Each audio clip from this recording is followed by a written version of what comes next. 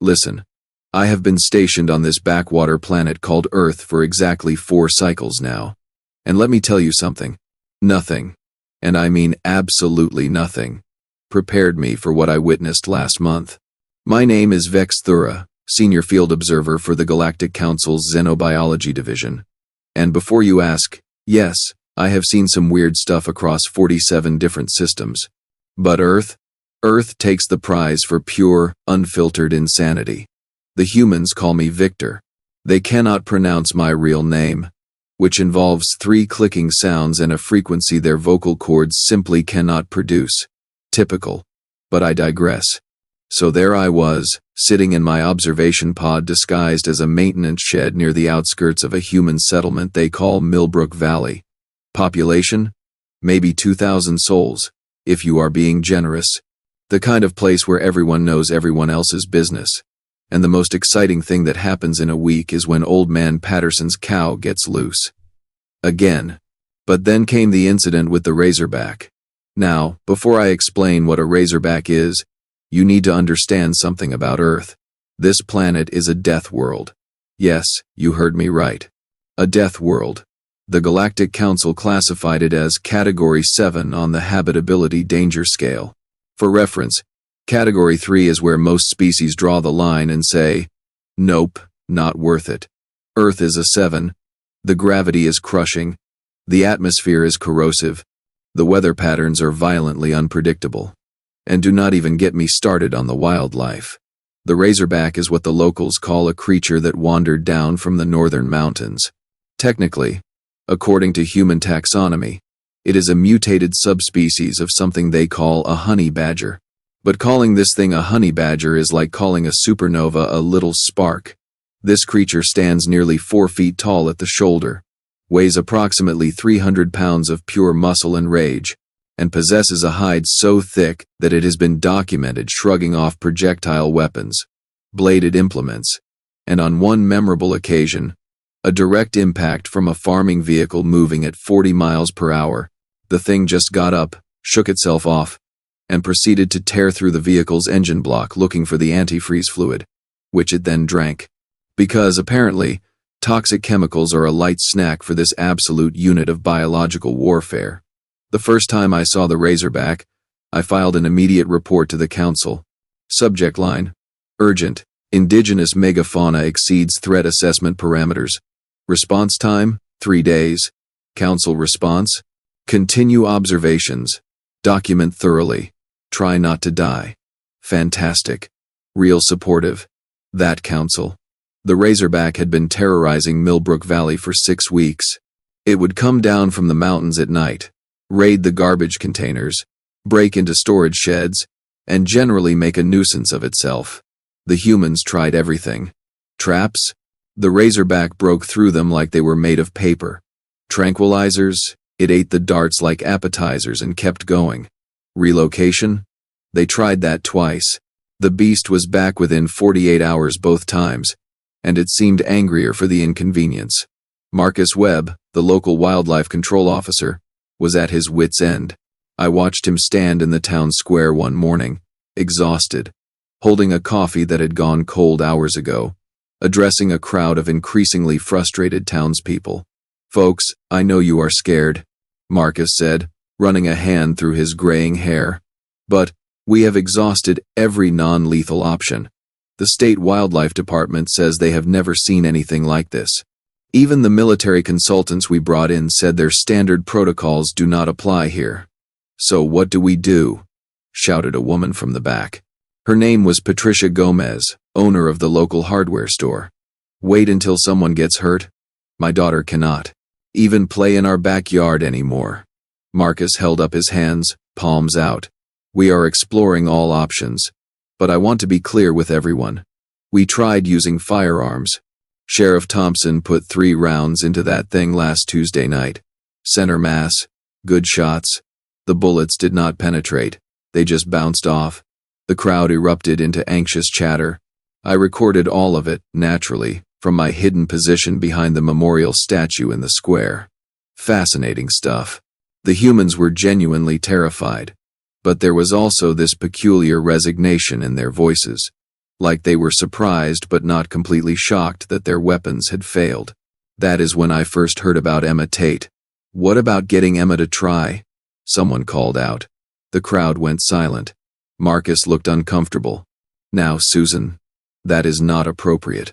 Emma is 9 years old. We cannot put a child in danger just because she has a way with animals. She is not just good with animals, Marcus, Susan replied, stepping forward. She was a short woman with determined eyes. That girl can calm a spooked horse with a look. Remember when that rabid fox came into town last year?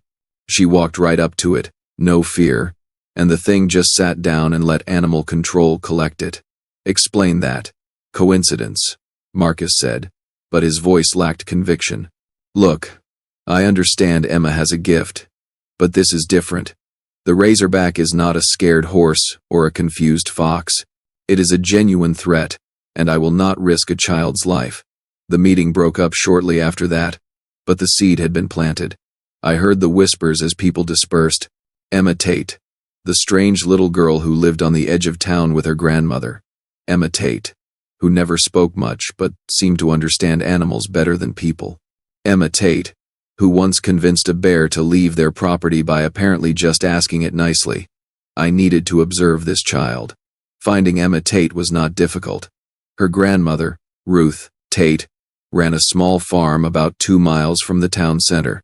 Chickens, goats, a couple of horses. Simple life. Quiet. I positioned myself in a nearby tree line with my enhanced observation equipment and watched. Emma was, by human standards, completely unremarkable. Brown hair usually pulled into a messy ponytail, freckles across her nose, perpetually dirty knees from climbing and exploring. She wore the same faded overalls almost every day and carried around a battered sketchbook where she drew pictures of animals. But there was something about her, something my instruments could not quite quantify. When she moved among the farm animals, there was a calmness that seemed to radiate from her. The chickens did not scatter when she approached. The horses would come to the fence just to be near her. Even the farm cat, a notoriously antisocial creature named Bandit, would follow Emma around like a devoted puppy. I documented everything. Subject demonstrates unusual affinity with non-human organisms. I recorded. Potential pheromone-based communication system, or possibly low-level telepathic abilities. Requires further investigation. The council's response? Interesting. Continue monitoring. Remember your non-interference protocols. Right. Non-interference. Because watching a child potentially get mauled by an unkillable rage beast definitely does not violate the spirit of those protocols. The confrontation happened on a Thursday evening. Because of course it did. Nothing good ever happens on a Thursday. I was running my nightly surveillance sweep when my motion detectors went crazy. The Razorback was on the move, and it was heading straight for the Tate farm. I activated my comm system, ready to break protocol and warn the humans. But then I saw Emma. She was standing in the middle of the yard, illuminated by the porch light, completely alone. Her grandmother was inside, likely preparing dinner. Emma had her sketchbook tucked under one arm and was just standing there, perfectly still, watching the tree line. She knew it was coming. How?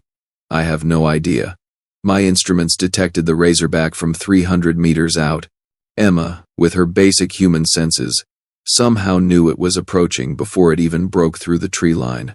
The Razorback emerged from the darkness like something out of a nightmare. Its eyes gleamed in the reflected light. Its breath came in heavy snorts. Every muscle in its body was coiled and ready for violence. This was an apex predator, an evolutionary masterpiece designed for one purpose: survival at any cost. Emma did not move, did not scream, did not run. I was about to break every protocol in the book and intervene, when Emma did something that made absolutely no sense whatsoever. She sat down, just dropped right there in the dirt, crossed her legs, and opened her sketchbook. The Razorback stopped, its head tilted to one side, confusion evident even in its alien features. Here was prey that was not running, prey that showed no fear, prey that was now completely ignoring it in favor of drawing pictures. "Hey there," Emma said softly. Her voice was clear in my audio pickups. You can come closer if you want. I am just drawing the stars. The Razorback took a step forward, then another. Its massive claws dug furrows in the soft earth. It lowered its head, sniffing the air, trying to categorize this strange little human who refused to behave like proper prey. Emma glanced up from her sketchbook. You are really big, you know that? Bigger than the pictures in my animal encyclopedia. Are you hungry? Grandma made pot roast tonight. There are probably leftovers. I want to emphasize something here. This child, this 9-year-old human, was having a casual conversation with a creature that had shrugged off bullets like raindrops. She was offering it pot roast. Pot roast. The Razorback circled her slowly, cautiously. Emma just kept drawing, occasionally glancing up to add details from the creature itself. You have really interesting patterns on your fur, she commented. Kind of like tiger stripes, but more scattered. That is really cool. 20 minutes passed. The longest 20 minutes of my life. The Razorback completed 3 full circles around Emma, sniffing, investigating, trying to understand, and Emma just sat there, drawing and talking in that soft, matter-of-fact voice about constellations and art projects, and whether the creature thought autumn was better than spring. Then, the impossible happened. The Razorback sat down. Not aggressively. Not in preparation for an attack. It just sat down next to Emma, close enough that she could reach out and touch it if she wanted to. Which, because apparently this child has no survival instincts whatsoever, she did. Emma reached out slowly and placed her hand on the creature's shoulder. You are really soft, she said, sounding surprised.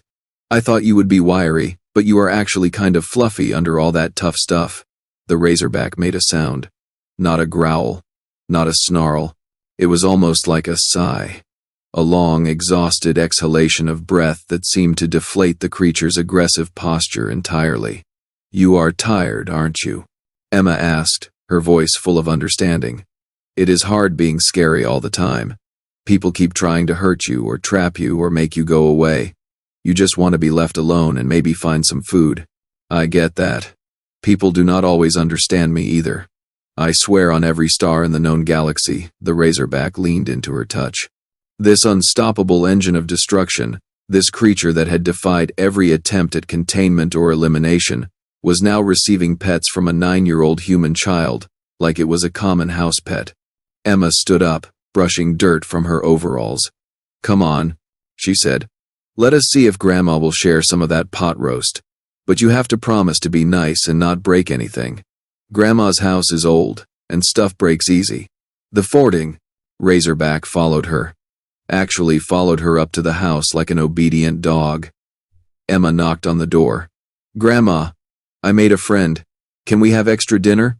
The door opened, and Ruth Tate looked down at her granddaughter, then at the 300-pound monster standing behind her, then back at Emma. To her credit, Ruth did not scream. She did not panic. She just sighed deeply, the way only grandmothers can, and said, Emma Grace Tate, that better not be the creature that has been terrorizing the whole county. His name is Biscuit, Emma declared. I named him. He likes me. Of course you did, Ruth muttered, but she was already heading back into the house. I will get the leftovers, but that thing stays outside.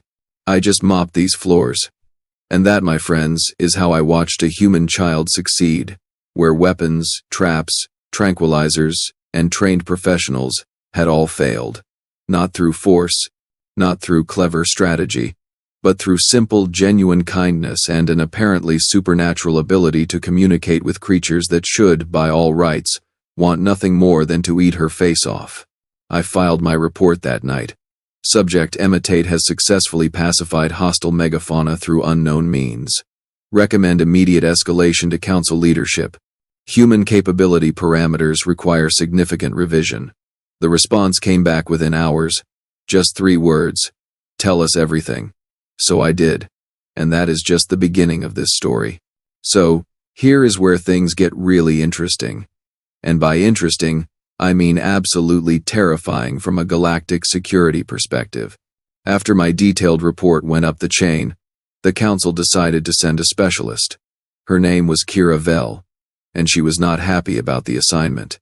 Kiravel was one of the top xenopsychology experts in the quadrant, holder of 6 advanced degrees, and someone who generally dealt with complex diplomatic negotiations between species, not observations of primitive, planetary inhabitants.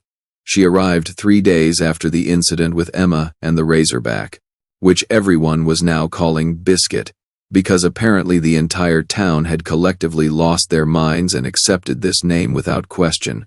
"This better be worth my time, Vexthura," Kiravel said, as she materialized in my observation pod. She was tall even by our species standards, with silver neural implants visible along her temples.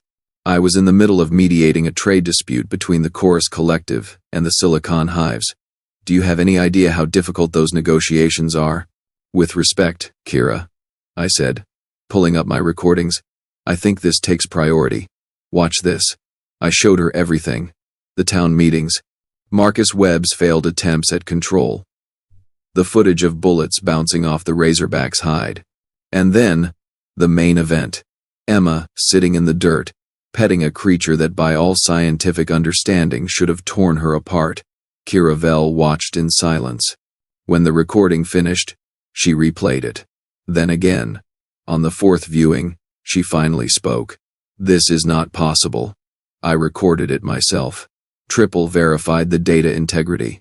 No tampering, no hallucinations. That actually happened. The child has no visible defensive mechanisms, no armor plating, no energy shields, no pheromone disruptors. She is completely vulnerable, and yet the creature not only refuses to attack but actively submits to her presence. Kiravel paced the small confines of the pod. "What do we know about this Emma Tate? Born here in Millbrook Valley. Lives with her grandmother Ruth Tate. Parents died in a vehicle collision when she was 4. Unremarkable academic performance. No obvious genetic abnormalities that our scans can detect. She is just a regular human child, except for this one tiny detail where apex predators apparently consider her a friend. There is no such thing as just a regular human," Kiravel said sharply. "We have been monitoring this species for 2 centuries, and every time we think we understand them, they do something completely unexpected. Remind me again why Earth is classified as Category 7. I pulled up the classification report. Hostile environment. Extreme weather patterns. Dangerous megafauna. Viral and bacterial agents that mutate rapidly. Tectonic instability. And perhaps most significantly, the native sentient species demonstrates unusual adaptability, aggression, and persistence. The Council determined that any species capable of not just surviving but thriving on Earth represents a potential strategic concern." "Strategic concern," Kiravel repeated. "That is diplomatic language for terrifying." "Yes." She stared at the paused image on screen. Emma, with her hand on the Razorback's shoulder. Both of them looking strangely peaceful. "I need to see this child in person, discreetly." "That might be difficult," I said. "The town is celebrating. Emma is some kind of hero now. There is going to be a ceremony tomorrow. They are giving her a medal." "Perfect. We will observe from the crowd."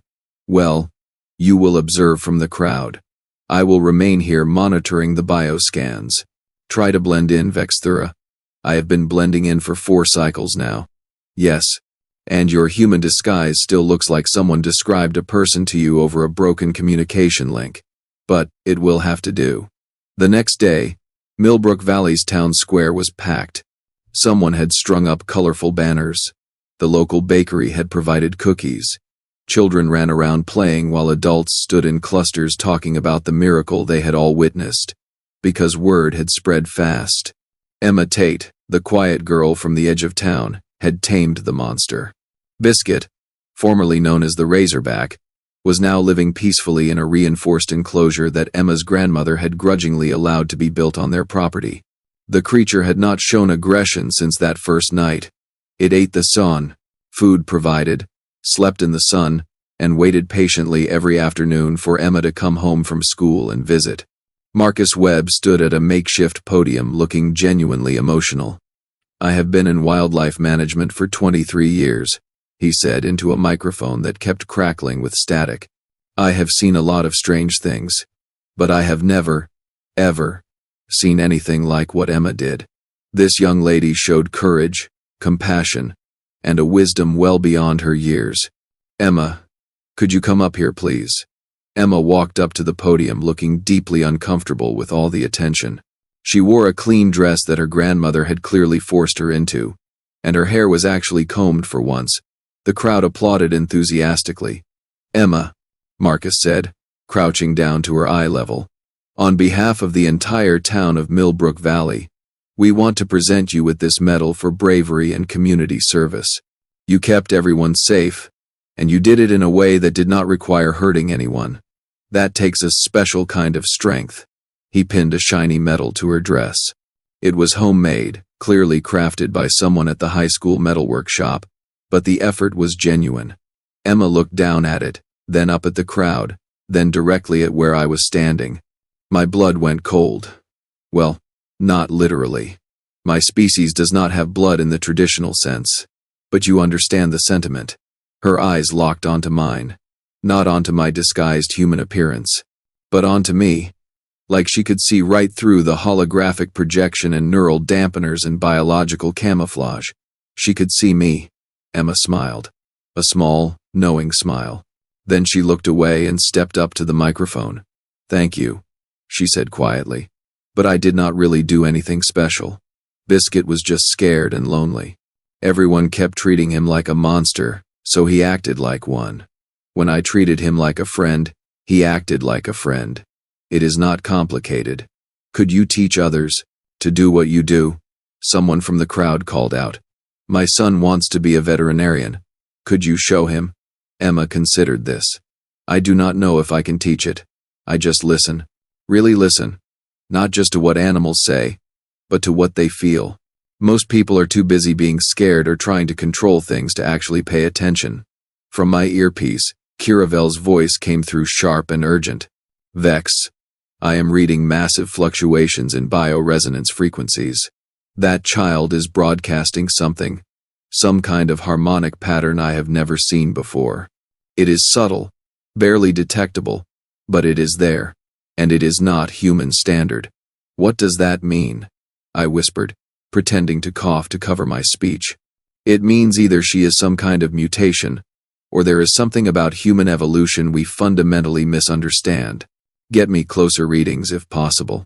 The ceremony continued with more speeches and more cookies. I maneuvered through the crowd trying to get within scanning range of Emma without being obvious. But every time I got close, she would move away, always maintaining exactly the same distance, like she knew precisely where I was, and was deliberately staying just out of range. Finally, as the event was winding down, I found myself face to face with her near the cookie table. Up close, she was even more unremarkable. Just a kid with crumbs on her dress and juice staining her fingers. You have been watching me, Emma said conversationally, reaching for another cookie. For a while now. From the trees near our farm, and from behind the statue, and from the roof of Patterson's barn. I froze. My cover protocols should have been undetectable to human senses. I am sorry. I think you have me confused with someone else. No, I do not. She took a bite of cookie. You are not from here. I mean, not from Earth. You are from somewhere else. Somewhere far away. You are studying us. That is a very creative imagination. I tried. But my voice sounded weak even to me. It is okay, Emma said. I will not tell anyone. People would not believe me anyway. They think I am weird enough already. She looked up at me with those unsettling human eyes. Can I ask you something? I suppose. Do other planets have animals? Like, different ones than we have here? Despite every protocol screaming at me to disengage, I found myself answering honestly. Yes. Thousands of different species across hundreds of worlds. Are they nice, the animals? Some are not. Most are just trying to survive, like animals here. Emma nodded thoughtfully. I would like to meet them someday. The nice ones. Maybe the not nice ones too. I bet they are just scared like Biscuit was. Emma, Ruth Tate called from across the square. Time to go home, sweetheart. Coming, Grandma. Emma turned back to me. You should tell your friend in the spaceship, or pod, or whatever it is, that I said hello, and that humans are not as simple as your people think we are. We are still figuring ourselves out too. Then she ran off, leaving me standing there with my mind completely blown. Did you get that? I asked Kiravel through the comm. Every word. Vex, we need to file an immediate Class 1 report. That child should not be able to detect our technology. She should not be able to see through your disguise. And she definitely should not know we are here. Agreed. But something tells me the council is going to want more than just a report. I was right. The response came within 6 hours. Not a text message. Not a data packet. An actual representative materialized in our observation pod. High Commander Zale himself, which meant this had escalated to the highest levels of council oversight. Explain, he said without preamble, and do not leave anything out. So we told him everything. The Razorback, Emma, the ceremony, her detection of our presence, all of it. Zale listened with the expression of someone who was simultaneously fascinated and deeply troubled. This changes things, he said finally. The human species was already on our watch list due to their rapid technological development and concerning tendency toward violence. But if they are also developing individuals with abilities we cannot counter or even properly detect, that moves them into a completely different threat category. With respect, Commander, Kiravel said carefully, I do not think threat is the right word. The child showed no aggression, no desire to harm. If anything, she was trying to be helpful, which could be even more dangerous, Zale countered. If humans can interface with and control biological entities at a fundamental level, the implications for interspecies relations are staggering. They could potentially communicate with any carbon-based life form in the galaxy. Do you understand what that means? I did. It meant humanity would not need translators, would not need careful diplomatic protocols. They could just talk to anyone, anywhere, regardless of biological differences. The playing field of galactic politics would be completely upended. So what do we do? I asked. For now, nothing. We continue to observe, we document, we learn. But this stays classified at the highest level. Earth remains under quarantine protocols until we better understand what we are dealing with. Zale paused. And Vex Thura? Keep an eye on that child. Something tells me we have not seen the full extent of what she can do. That was 3 weeks ago. Emma goes to school, does her homework, plays with Biscuit, and lives what appears to be a completely normal life. Except every few days, new animals start showing up at the Tate farm. Wild animals that should be avoiding human contact. Birds. Deer. Once, a bear that just wandered up and sat down outside the enclosure like it was waiting for an appointment. Emma greets each one, talks to them quietly, and then they leave peacefully. No aggression, no conflict, just communication on a level I cannot begin to measure or understand. The council wants answers. They want to know if Emma is unique, or if there are others like her. They want to know if this is a new evolutionary development, or something that has always been there, hidden in the human genome. They want to know if humanity represents the greatest opportunity, or the greatest threat the galaxy has ever encountered. Honestly, I do not think they are asking the right questions. The right question is not what humans can do. The right question is what happens when the rest of the galaxy realizes that Earth, this death world that everyone has been cautiously monitoring from a distance, produces children who can make apex predators bow without lifting a finger. The right question is what happens when a species that thrives on a Category 7 planet decides they want to explore beyond their own atmosphere. And the right question, the one that keeps me up during my rest cycles, is what happens when Emma Tate and the millions of humans just like her, humans we have not even identified yet, decide they want to meet the rest of us. Because here is the thing about humans that we keep forgetting. They tamed fire. They tamed electricity. They tamed the atom. They even tamed their own planet, mostly. And now, apparently, they can tame creatures that our best weapons cannot even scratch. So what happens when they turn that same determination, that same strange mix of compassion and stubbornness, toward the stars themselves. I filed my final report last night. Subject line: Earth observation status. Recommend continued monitoring and extreme caution. But I added something else. A personal note to the High Commander. Sir, I have spent 4 cycles on this planet. I have watched these humans, studied them, tried to understand them, and here is my honest assessment. We should not be asking if they are a threat. We should be asking if we are ready for them. Because ready or not, they are coming. And no weapon we forge, no strategy we devise, no wall we build is going to stop them. Just like no weapon could stop the Razorback. And just like the Razorback, maybe the answer is not to fight them. Maybe the answer is to sit down, listen to what they have to say, and hope they show us the same kindness that Tate showed to Biscuit.